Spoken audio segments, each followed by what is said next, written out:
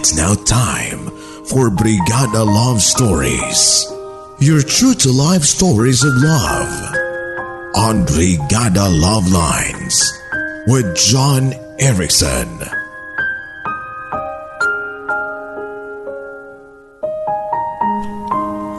Hello and welcome to Brigada Love Stories, a special segment of Brigada Love Lines, where we feature letter senders who are sharing their love stories. And now, here is our featured love story for today. Dear John, my name is Alan, 34 years old, from Nueva Ecija. Isa rin akong tagapakinig ng inyong programa. Madalas nga naming pag-usapan ng aking asawa ang mga kwento ng pag-ibig na ibinabahagi ng inyong mga listeners sa inyong programa. Kaya naisipan namin na ibahagi din ito sa inyong malaganap na programa. Hindi ko rin inakala na darating ang pagkakataon na maibabahagi namin ang aming love story. John, nagsimula ang aking kwento ng pag-ibig nang ma-inlove ako noon sa aking kababatang si Maricel. Actually, tatlo kaming magbe-best friend noon, John. Si Maricel, ako, at ang kaibigan naming si Larry. Nasa elementary pa lamang kami noon ay solid na kaming magkakaibigan. Madalas talaga kaming magkakasama sa mga laro at pati na rin sa paminsan-minsan sa mga kalokohan. Medyo may pagkalalaki kasi noon si Maricel, John. Kaya naman para sa amin ni Larry ay talagang astig siyang kasama. John, lumipas pa ang ilang taon at nasa high school na kaming tatlo noon. At dito nagsimula ang aming adolescence, John. Unti-unting nag-iba ang aming mga pangangatawan at nagsimula na kaming magbinata at magdalaga. John, malaki ang pinagbago ni Maricel. Kung dati ay para itong tibo kung kumilos, ngayon ay para na itong isang ganap na babae. Mahaba ang buhok at lagi pa itong nakalugay. Malayong malayo sa dati, John. Dito ko rin unti-unting naramdaman na nagkakagusto ako sa kanya. Kaya nga lamang ay natatakot akong sabihin ito sa kanya, kaya itinago ko na lamang ito. Hanggang sa hindi ko namamalayan na pinopormahan na pala siya ni Larry. Natorpe kasi ako, John. Kaya naman pinigilan ko ang nararamdaman ko para sa kanya. Unlike Larry na kilala sa kanyang pagiging malakas ang loob. Kung tutuusin kasi sa aming dalawa ni Larry ay siguradong wala akong panama. Bukod kasi sa may itsura si Larry ay matalino rin ito. Hindi katulad ko na isang average guy lamang. Ako lamang ang madalas na nagpapatawa sa aming tatlo. Ako ang nagpapagaan sa samahan ng barkada, kumbaga. To make the long story short, John, ipinaubaya ko na lamang si Maricel kay Larry. Marami rin kasi sa mga kaklase namin ang natutuwa sa kanilang dalawa. Bagay na bagay daw kasi ang mga ito. John, masakit sa akin ang marinig yon.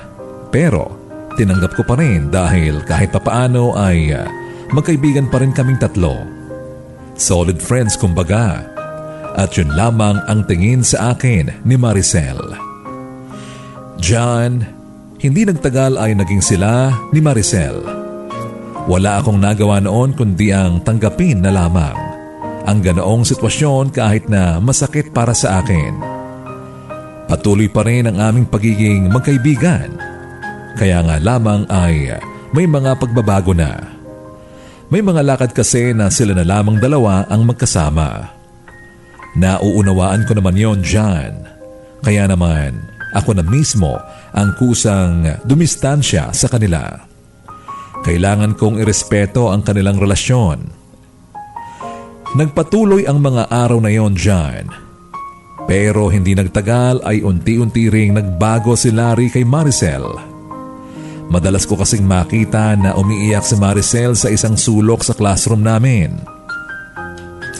Pero hindi ko magawang lapitan siya dyan. Ayoko kasing makagulo sa kanilang relasyon. Kaya nanatili akong umiiwas sa kanilang dalawa.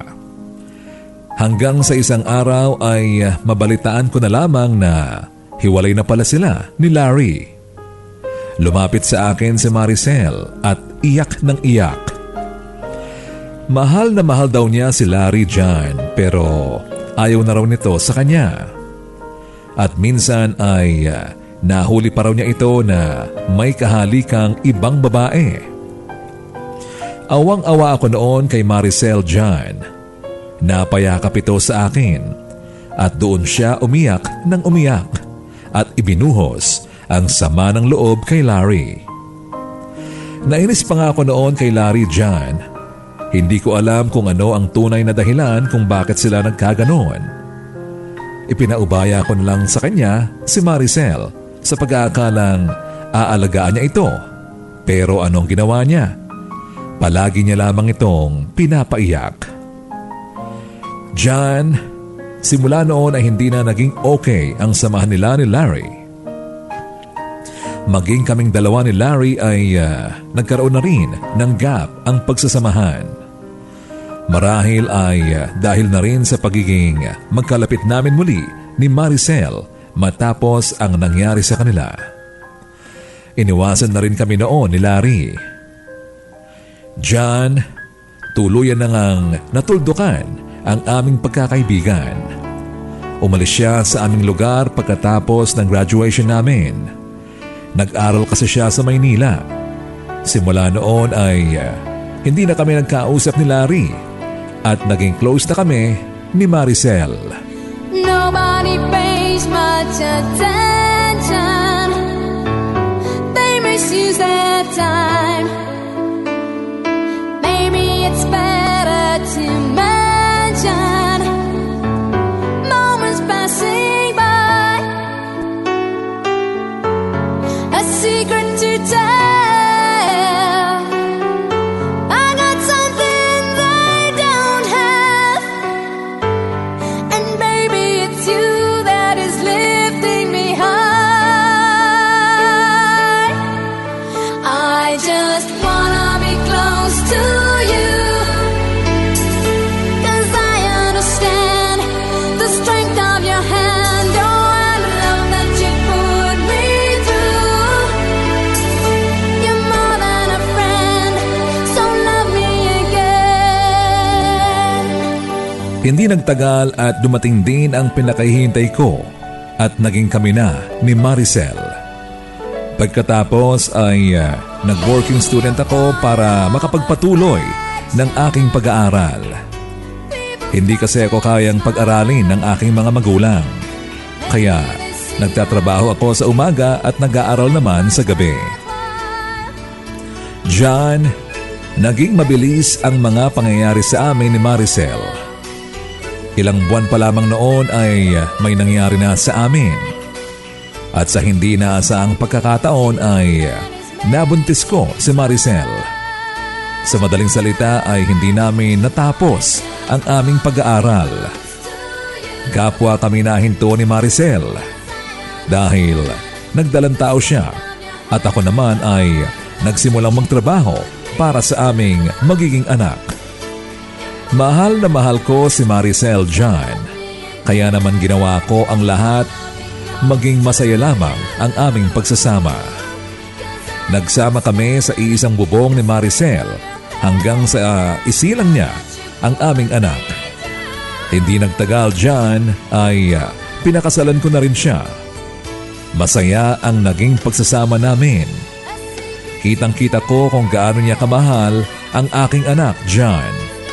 Sobrang saya ang naramdaman ko noon. Kahit lagi akong pagod sa trabaho, every time na nakikita ko ang aking mag-ina, ay nawawala lahat ang pagod ko. Pakiramdam ko sa tuwing nakikita kong niyayakap ni Maricel ang aming kaisa-isang anak, ay parang lumulutang ako sa sobrang kaligayahan. Dahil alam kong safe ang aming anak dahil sa pagmamahal namin sa kanya.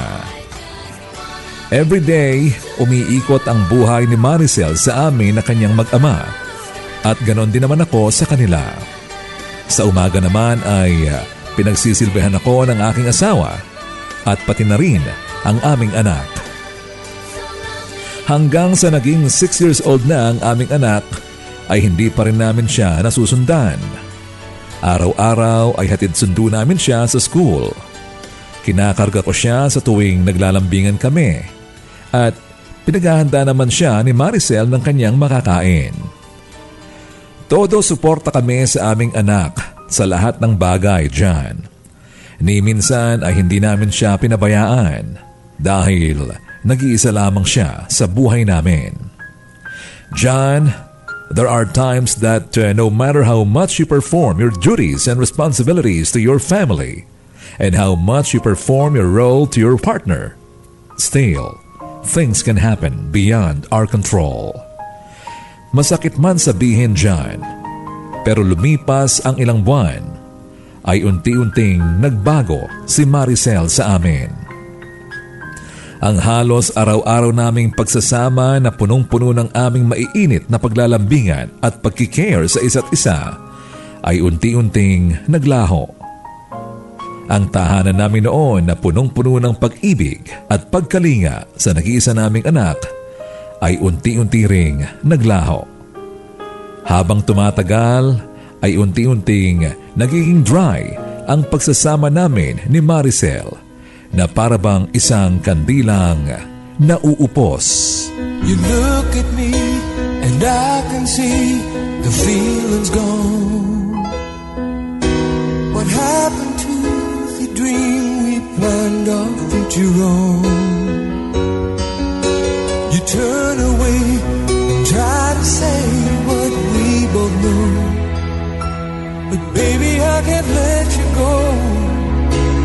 Let you go away, 'cause I don't wanna lose your love. I don't wanna be the one who's broken hearted. Don't take the only love I've ever known. I don't wanna lose your love.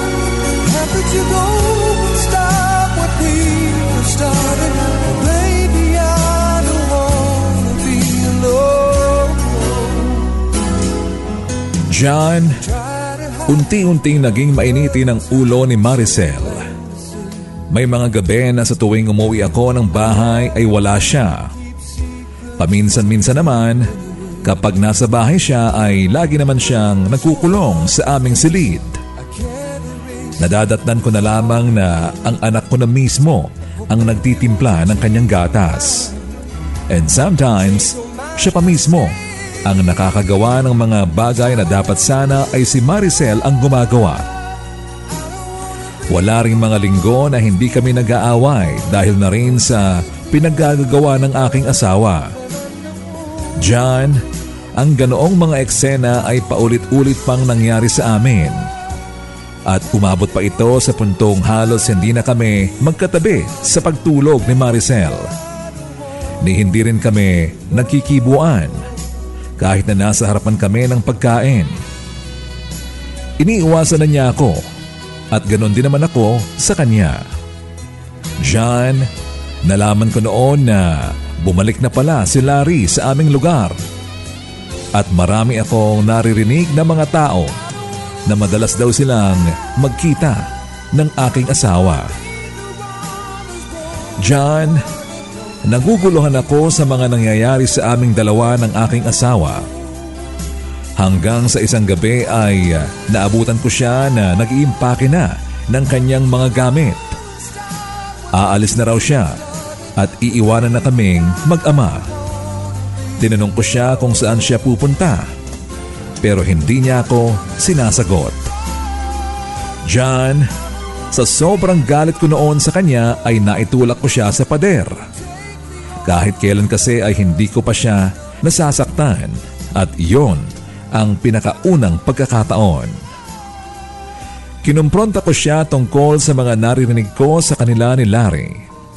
At sa mga sandaling yon, John, ay tuluyan na niyang ibinulas sa akin na matagal na silang nagkikita ni Larry. Ang totoo daw ay si Larry pa rin ang mahal niya hanggang sa ngayon. Halos mamura ko siya dyan. Ang buong akala ko ay tuluyan na niyang nakalimutan si Larry.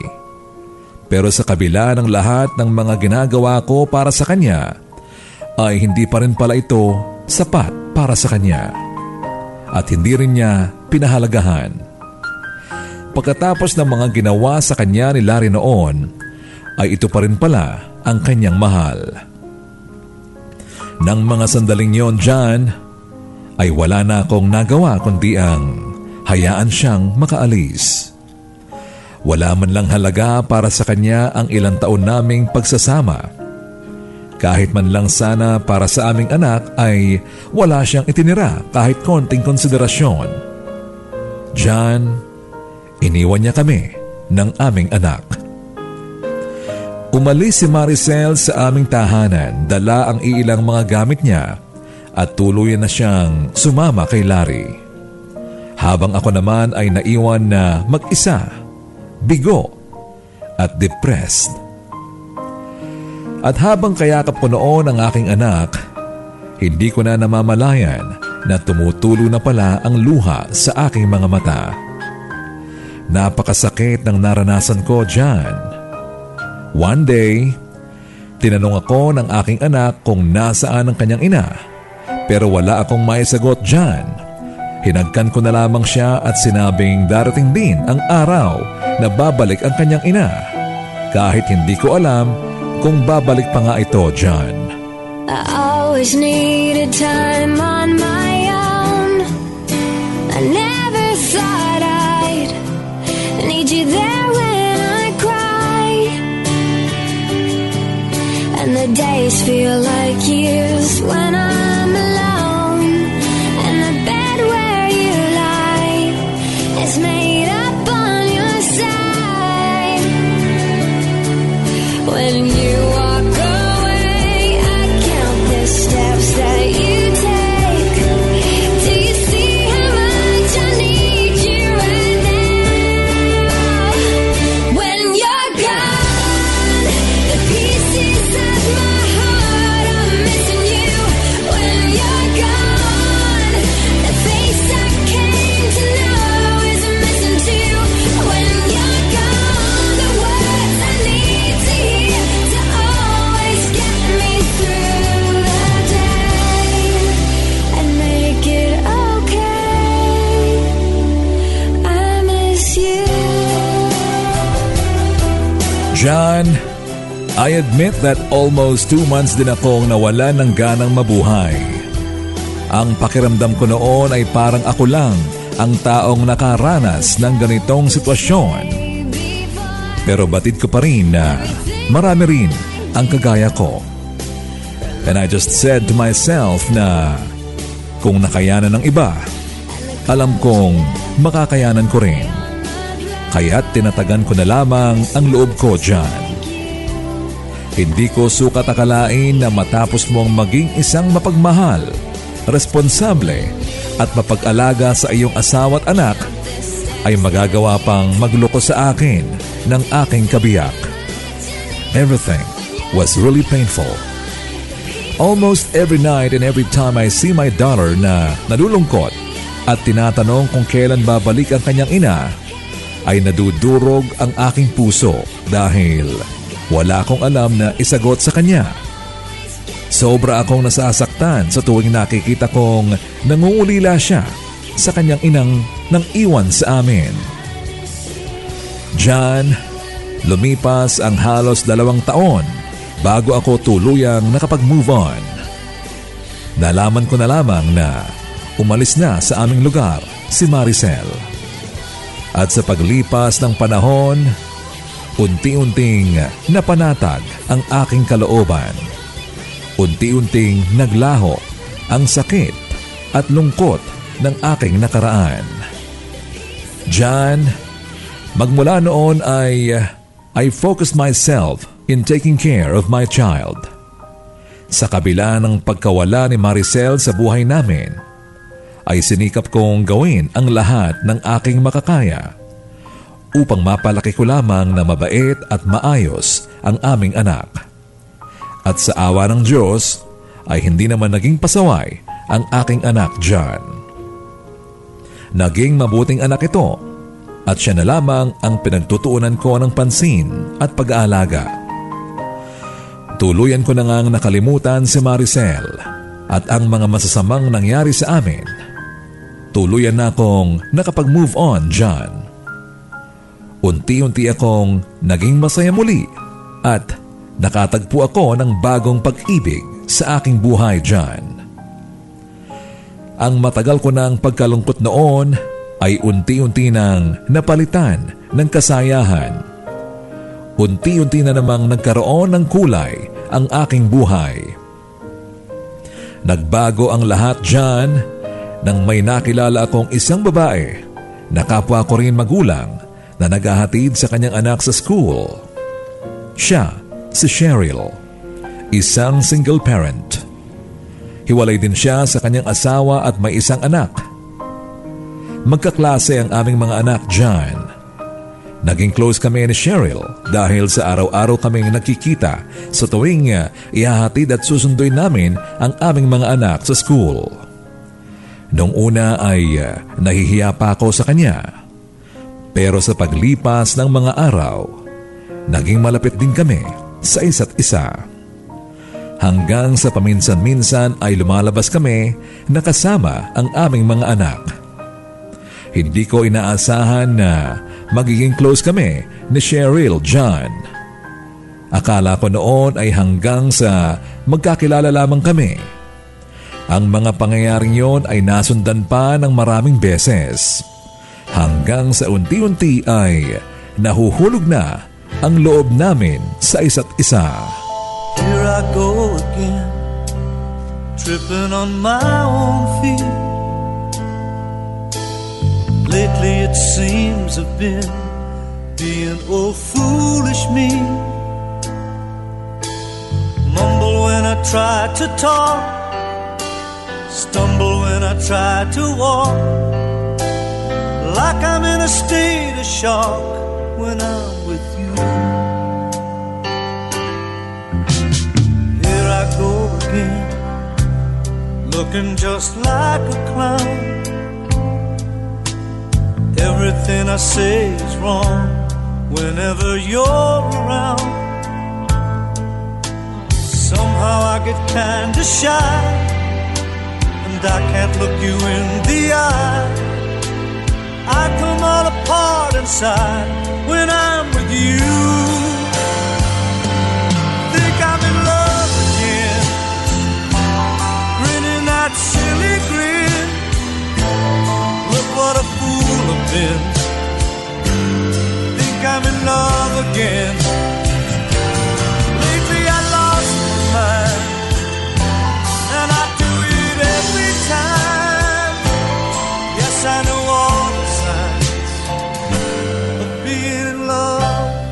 Ramdam na ramdam namin ni Cheryl na nahuhulog na ang loob namin sa isa't isa, John. Hanggang sa dumating ang araw at nagtapat na ako ng aking nararamdaman para sa kanya. Kaya't niligawan ko na siya, John. Kahit alam kong may nararamdaman na rin si Cheryl sa akin noon, ay naging maingat pa rin ito sa pagpili ng kanyang magiging karelasyon.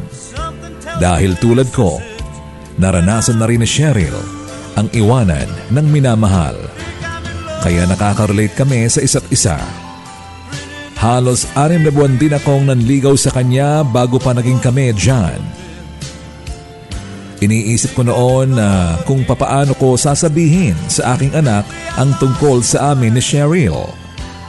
Kaya't sinubukan ko nang sabihin ito sa kanya.